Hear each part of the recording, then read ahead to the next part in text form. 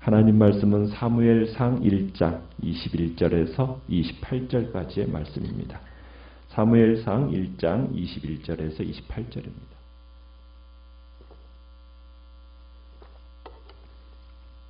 사무엘상 1장 21절입니다. 그 사람 엘가나와 그의 온 집이 여호와께 매년 제와 서원제를 드리러 올라갈 때에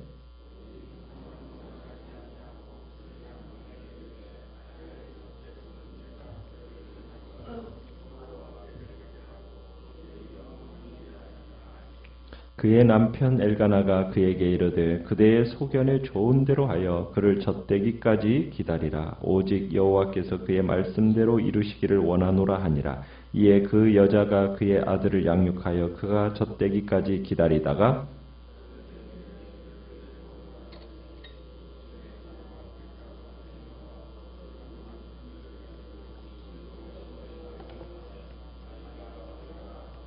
그들이 수소를 잡고 아이를 데리고 엘리에게 가서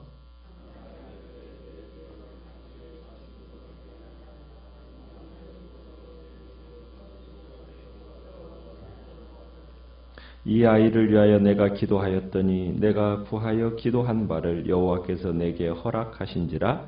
그러므로 나도 그를 여호와께 드리되 그의 평생을 여호와께 드리나이다 하고 그가 거기서 여호와께 경배하니라. 아멘. 오늘 말씀의 제목은 하나님과 주고받은 신실함이라는 제목으로 말씀을 나눕니다. 우리가 먼저 한나가 드렸던 서원 기도를 먼저 의미를 생각해 볼 필요가 있습니다. 11절을 가보시면은 한나가 서원 기도를 하는데요. 한나가 어떤 서원 기도를 하느냐면 하나님이 아들을 주시면 내가 그의 평생에 그를 여호와께 드리고 삭도를 그의 머리에 대지 아니하겠나이다. 이렇게 기도하는 것을 보게 됩니다. 이건 이제 나실인 서원 기도인데요.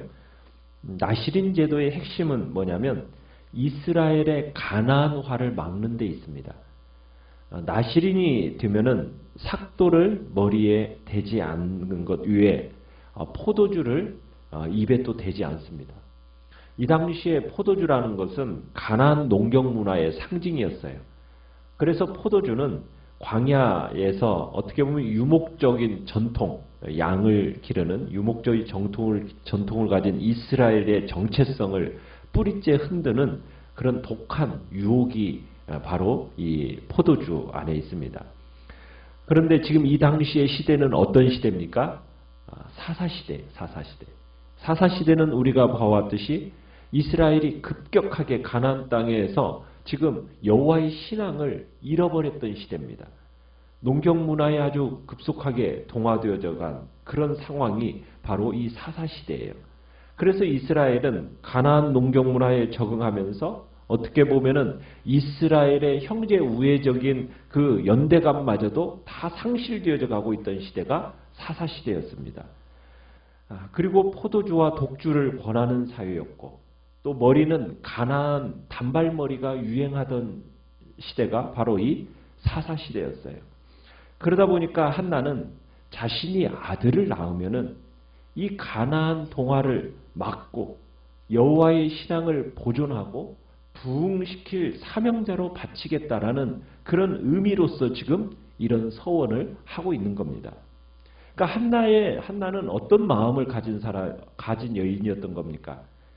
그 시대의 거룩한 문제의식을 가지고 있었던 사람이고 그 시대의 아픔과 고통이 뭔지를 공감했던 여인이 바로 한나였다는 얘기입니다.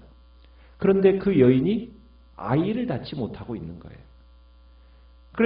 그래서 지금 한나의 이 불임은 어떻게 보면 아이를 낳지 못하는 이 원통함은 그 시대를 향한 원통함이었던 겁니다. 그저 분인날을 내가 이겨보겠다라는 어떤 개인적인 한풀이를 위해서 아들을 낳기 위한 것이 아니었다라는 거죠. 한나는 당대의 사회적인 고통과 모순 이걸 해결하는 데 이바지하는 그런 아들을 낳기를 원해서 그 하나님 앞에 이런 서원과 함께 아들을 주십사라는 그런 기도를 했다는 겁니다. 자, 그런데 하나님께서 드디어 이 한나에게 아들을 주신 거예요. 자, 아들을 이렇게 하나님께서 주셨어요. 근데 이제 한나는 아들을 얻고 나서도 이 하나님께 대한 서원을 잊지를 않습니다. 성실하게 그 서원을 지켜나가는 것을 우리가 오늘 본문에서 보게 돼요. 이제 엘가나는 우리가 오늘 본문에서 보면은 엘가나가 매년 한 번씩 계속해서 이제 어쨌든 가족들을 이끌고 실로에 가서 하나님께 예배를 드렸어요. 엘가나의 가정이 기도응답을 받은 후에도 매년 서원을 드리는 그 귀한 유산을 계속해서 지켜나갔다는 것을 보게 되는데요. 22절에 보면은 그런데 한나는 아이가 태어난 후에는 몇 년 동안은 가족들과 함께 하나님의 그 전을 찾지를 않습니다. 아이가 좀 더 기다리기를 원했고 그 아이를 이제 아예 여호와의 집에 놓고 올 생각을 하고 있는 겁니다. 자신의 서원을 지키기려는 그런 마음가짐이 있었던 거죠. 한나는 사무엘을 바치기 전에 자신이 해야 할 일이 있다라는 것을 분명히 알았던 것 같아요. 그래서 얼마 동안, 그러니까 아이가 젖을 떼기 전까지는 그 실로의 서원제와 그 매년의 제사에 참여하지 않고 사무엘을 양육하는데 전력을 기울이는 것을 보게 됩니다. 그러니까 어린 사무엘을 철저하게 어린 그 시기에 지금 교육을 시킨다는 거예요. 젖대기 전까지. 젖댄다고 한다면은 뭐 요즘이야 뭐 젖을 금방 떼지만 1년인도 이렇게 못 먹이잖아요. 그러나 이 당시만 하더라도 4세, 5세까지 그때까지는 젖을 먹였어요. 그러니까 이 젖대기 전까지의 신앙교육을 제대로 시켜야 된다라는 그 중요한 정신이 이 히브리 여인들에게는 있었던 겁니다. 그래서 한나는 자기가 사무엘을 어쨌든 달리 교육시키는 시간이 많지 않다라는 생각을 가지고 있었기 때문에 어쨌든 이 짧은 4, 5년의 기간 동안은 철저하게 교육을 시켜야겠다는 마음을 가지고 이제 아이에게 집중을 하는 겁니다. 매년 제를 드리러 남편과 함께 성전에 올라가지도 않고 집에 남아서 사무엘을 가르치고 성경을 가르쳤던 거예요. 우리가 생각할 때 이제 4, 5세까지 밖에 안 되는 이 애들한테 뭘 가르칠 게 있을까? 신앙교육을 시켜봤자 무슨 신앙교육이 되겠는가? 우리는 그런 생각을 하기가 쉽습니다. 그렇지만 여러분, 아이에게 있어서 하나님에 대한 느낌이라는 것, 이건 굉장히 중요합니다. 아이들이 예배드리는 그 공간 안에서 하나님이 임재하신 그 자리에서 하나님을 영적인 교감이 나타나는 시기가 바로 이 영아의 시기예요. 하나님에 대한 지식을 배우기는 어렵죠. 그러나 어릴 때 저절로 부모를 통해서 신앙이 무엇인가를 배우고 기도가 무엇인가를 어려서부터 배우게 되면은 그 한 번 가진 하나님이 계시다라는 그 인상은 일평생 지워지지가 않는 겁니다. 그리고 어려서부터 배워지는 그 하나님의 말씀은 그 심령 깊이 박혀지는 거예요. 그 시간에 배워지는 옳고 그름이 무엇인지가 그의 인생을 좌우하게 되는 겁니다. 우리는 어디에서 그것을 보냐면 모세에게서 그걸 보게 되는 거예요. 모세도 참으로 바로의 공주에게로 넘겨지기 전, 젖대기 전까지 그 짧은 기간 동안 정말 그 엄마가 요게벳이 얼마나 참 양육을 했습니까? 그 양육이 40세에 그의 이스라엘 백성을 돌아보게 만드는 역할을 한 거예요. 한나에게 있어서도 마찬가지입니다. 지금 이 젖대기 전까지의 시기가 너무나도 귀하고 중요하다는 사실을 알았기 때문에 철저하게 그 시간을 아꼈고, 그 이유는 아이를 돌볼 시간이 많지 않다라는 어떤 긴박감, 영적인 일에 있어서의 긴박감을 가지고 지금 한나가 이 아이를 돌보고 키웠다라는 거예요. 신앙은 어린 유아들을 어떻게 키우는가에 달려 있는 겁니다. 그래서 절대로 어린아이라고 해서 신앙교육을 우습게 생각하면 안 됩니다. 어려서부터 하나님의 말씀으로 그 아이를 철저하게, 어떻게 보면 태중에서부터 그 아이를 말씀으로 교육시켜 나가는 일, 우리는 포기해서는 안 된다는 거죠. 아이가 젖을 뗄 정도가 되었을 때 한나가 24절에 가보면요, 사무엘과 함께 수소를 이끌고 여호와의 전을 찾았습니다. 자, 나시린으로 바치는 이 의식이 꽤나 장엄했던 것 같아요. 지금 어느 정도의 예물을 드리고 나가고 있습니까? 수소 3마리와 밀가루 1예바와 포도주 1가죽 부대를 가지고 나아갔습니다. 그리고는 예식을 마친 한나는 사무엘을 데리고 엘리를 찾아갑니다. 그러면서 뭐라고 얘기합니까? 26절에 보면은 나는 여기서 내 주 당신 곁에 서서 여호와께 기도하던 여자입니다.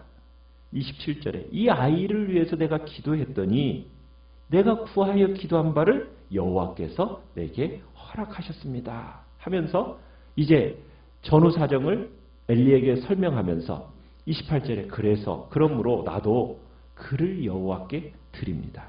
그의 평생을 여호와께 드립니다. 하면서 이 아이를 엘리에게 맡깁니다.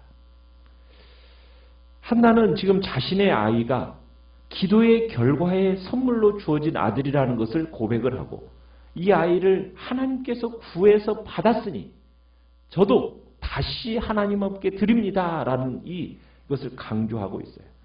자신의 서원대로 평생 성소의 제물로 바친다라는 겁니다. 그리고 어머니 한나에 의해 성소에 바쳐진 이 사무엘은 거기서 여호와 하나님께 경배했다 이렇게 얘기하고 있습니다. 여러분, 하나님께 서원했을 때 가장 어려운 점이 뭡니까? 우리는요, 참 시간이 지남에 따라서 마음이 변한다라는 것에 참 어떻게 보면은 큰 문제가 있죠. 우리의 마음이라는 것이 하루에 12번, 수십 번 바뀌는 거 아니겠습니까? 그게 인간의 마음이지 않어요? 마음이잖아요. 그러니까 서원한 기도가 이루어지면 틀림없이 약속을 지키기도 하지만 때로는 기도가 응답된 후에 뭐가 변해요? 마음이 변해요. 그리고 약속을 깨트리는 경우가 허다하다라는 겁니다. 만약 한나가 다급한 마음에 그저 인간적인 마음으로 하나님 앞에 바치겠다고 서원했다고 해봅시다. 그런데 막상 아이가 태어났어요. 여러분, 이 막상 태어난 이 아이의 가장 예쁠 때가 언제입니까? 지금 젖되기 전까지의 아이가 가장 예뻐요. 귀엽고 사랑스러운 겁니다. 여러분, 그때 마음이 바뀌기 쉬운 거예요. 하나님께 바치지 않고 계속 그 아이 붙들고 싶은 겁니다. 그럴 가능성이 있는 것이 인간이에요. 그러면서 서원이 깨지는 거거든요. 그런데 지금 한나는 처음 자기가 하나님 앞에 가졌던 그 마음이 변하지가 않았어요. 한나가 이렇게 아까운 아들을 하나님 앞에 정말 포기할 수 있었던 이유가 어디에 있을까요? 그것은 분인나의 그 환난과 고통을 통해서 철저하게 자신을 부인하게 되었기 때문입니다. 분인나라는 존재를 통해서 연단받았기 때문에 이 일이 또한 가능했던 거예요. 분인나를 통해서 한나는 자신이 완전히 죽는 경험을 한 거예요. 한나는 이제는 없었던 거예요. 그러면서 아이도 그녀의 아이가 아니라는 것을 그러면서 마음에 경험하게 된 겁니다. 그러면서 이제 하나님께 바쳐지는 것이 결단이 되어질 수 있었던 거예요. 우리가 하나님 앞에 바치는 것이 어려운 이유는 뭐냐면 내가 살아있기 때문이에요. 자신이 살아있으면 바치기 어렵습니다. 내가 죽어야 되거든요. 내가 죽어야만 하나님께 드려지는 것이 전혀 문제가 되지 않는 겁니다. 한나의 생애에 있어서 참으로 분인나라는 존재를 통해서 철저하게 어떻게 보면은 죽음을 경험하고 그리고 하나님 앞에 자신이 온전히 죽어진 상태 가운데서 자신에게 주어진 귀한 사무엘을 하나님 앞에 아낌없이 드릴 수 있게 되었다는 얘기입니다. 자, 한나의 생애에 있어서 일어났던 가장 엄청난 일은 아이를 낳을 수 없었던 자신이 기도를 통해서 아이를 낳게 되었다라는 거예요. 하나님이 그녀의 기도를 들어주셨어요. 수많은 사람들 중에서 지금 그녀를 알고 계셨다라는 것을 의미하는 겁니다. 한나는 이것이 자신에게서 최고의 축복임을 알았고, 그래서 그가 준비할 수 있는 최고의 예물, 그것을 준비해서 기도에 응답하신 하나님 앞에 영광을 돌리고 있는 겁니다. 우리가 기도할 때 간절하게 기도합니다. 자, 기도하고 난 후에 우리는 기도 응답에 대해서 잊어버리는 경우가 참 많아요. 기도는 간절히 했는데 기도가 응답되고 난 후에는, 그 은혜를 경험하고 난 후에는 우리가 그것을 그냥 너무 쉽게 잊어버립니다. 우리는 큰 것 작은 것 간에 하나님께로부터 큰 은혜 작은 은혜 응답받는 것들이 있어요. 그 모든 것들이 다 소중한 겁니다. 무슨 기적이 일어나야만이 축복이 아닙니다. 우리가 작은 기도의 응답 속에서도 그 속에 그래 하나님이 나와 함께한다라는 표시가 그 안에 들어있는 거고, 그 안에 표시가 있으면 우리 모두 다 주님 앞에 내가 받은 은혜에 대한 뭐가 또한 나타나기를 기대하시겠습니까? 주님 앞에 드려짐, 바쳐짐이 나타나는 거예요. 더 주님 앞에 맡기며 나아갈 때 주님에 대한 믿음이 커져가고 기대가 커져가고 신뢰가 더 커져가게 되는 겁니다. 우리는 기도의 응답 속에서 큰 기쁨을 경험하기를 원하고 체험하기를 원한다면 우리는 자그마한 기도 속에서부터 내가 받은 은혜가 무엇인지를 계속 하나씩 하나씩 기억해내고 그것에 대해서 하나님 앞에 정말 감사의 마음과 주님 앞에 드려짐의 은혜들을 우리가 계속해서 만들어가고, 그래서 주님이 주시는 그 풍성함의 역사들을 우리의 삶 속에서 더욱 아름답고 더욱 영광스럽게 나타내시기를 간절히 바랍니다.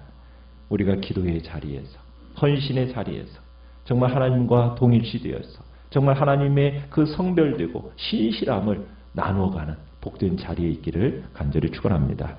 오늘 말씀을 생각하면서 기도하시고요. 하면서 기도하시고요.